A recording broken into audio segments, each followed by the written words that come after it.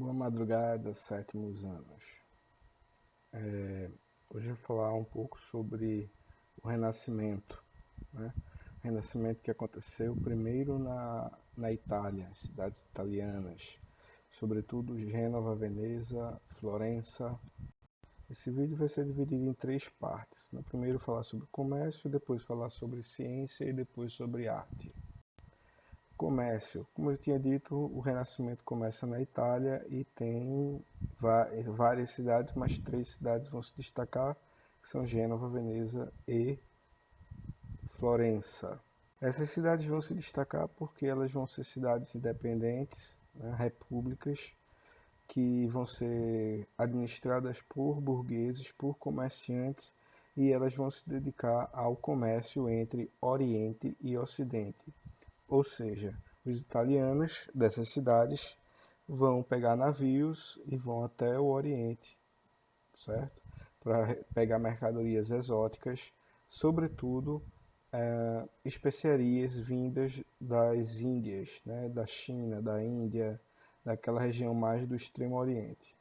Comércio esse que vai colocar em convivência os cristãos europeus e os muçulmanos e os judeus lá do Oriente, o que vai enriquecer a cultura de todos, porque vai haver trocas culturais, vai haver troca de saberes e de conhecimentos.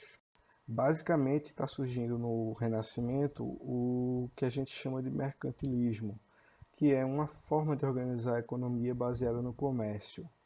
Você encontra mercadorias de interesse financeiro, interesse, né, de procura, de atratividade de investimentos, viaja até onde essa mercadoria existe, ele está, enche seus navios e traz para vender com ágio, ou seja, com um preço maior nos lugares onde você vai poder vender. No caso, vai pegar no Oriente e trazer para vender na Europa. Esse comércio vai fazer a fortuna de várias pessoas, de várias famílias pela Europa, como por exemplo os Médici.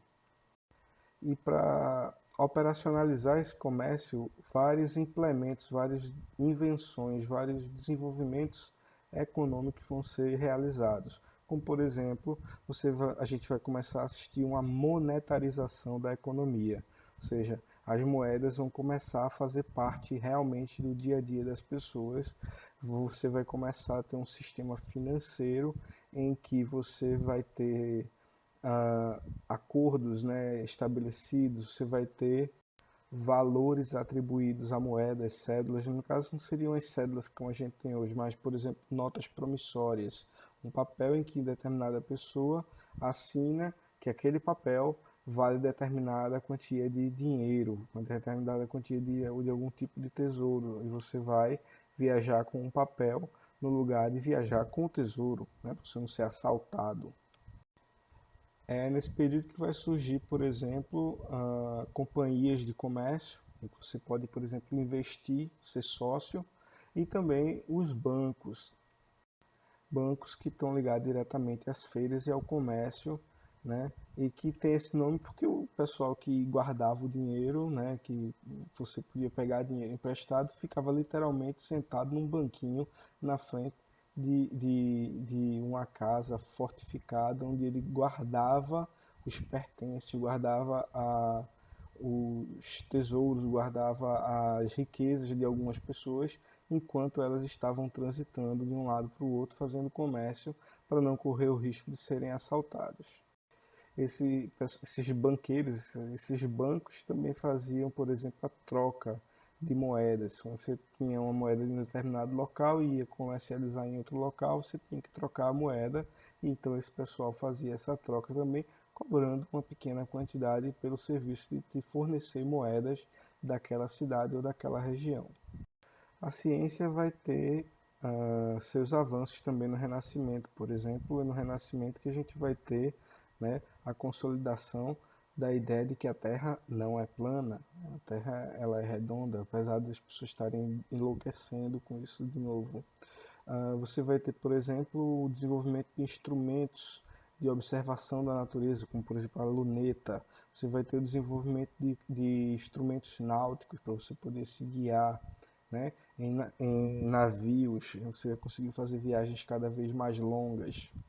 instrumentos como, por exemplo, sextante, quadrante, astrolábio, bússola marítmica, entre outros instrumentos de medição que vão permitir, entre outras coisas, a confecção de cartas geográficas, né, cartográficas, mapas cada vez mais precisos. Na arte, você vai ter um salto na capacidade de representação artística, porque você vai começar a trazer esse conhecimento matemático para dentro da arte. Você vai ter a implementação de algumas técnicas e de algumas invenções que também vão dar um salto qualitativo na arte da época, né? Você vai ter, por exemplo, a primeira coisa que eu quero destacar é uma variedade de temas. Você vai começar a ter os temas greco-romanos, que antes do Renascimento você só podia fazer temas cristãos, católicos.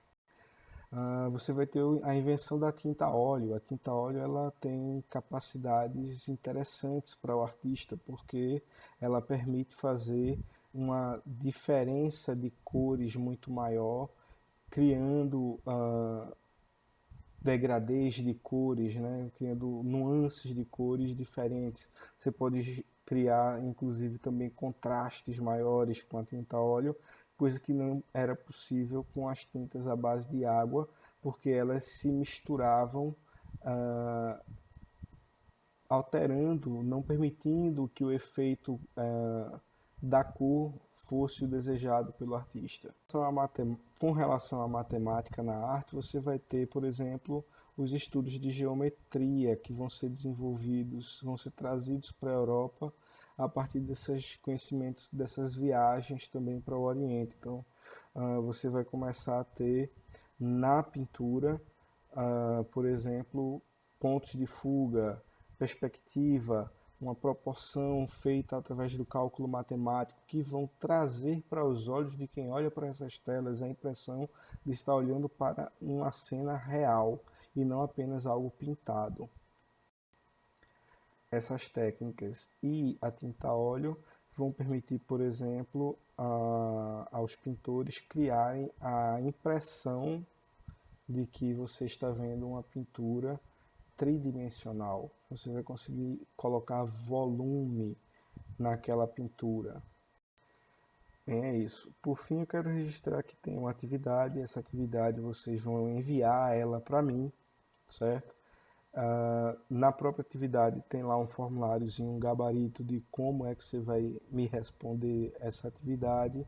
Lembro sempre a vocês que tem que ser escrito. Eu não quero receber áudio de vocês, não quero receber foto de vocês. Eu quero que vocês escrevam, certo? Tem lá a forma, o formuláriozinho para você preencher dessa atividade. E vocês vão poder me enviar essa atividade até a semana que vem, sem pressa, sem colocar a corda no pescoço de ninguém, tá certo? Façam e me enviem e a gente vai andando para frente com outros assuntos.